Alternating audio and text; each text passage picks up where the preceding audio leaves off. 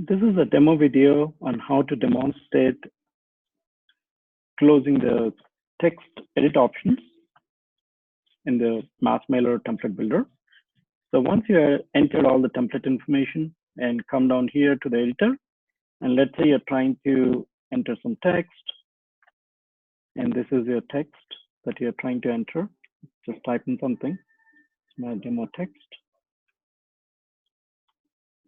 Now you can see this, the text edit options that are showing up. In order to close this, you just have to click any of the other areas in the editor, and then it just closes down. So you basically highlight something, it shows up.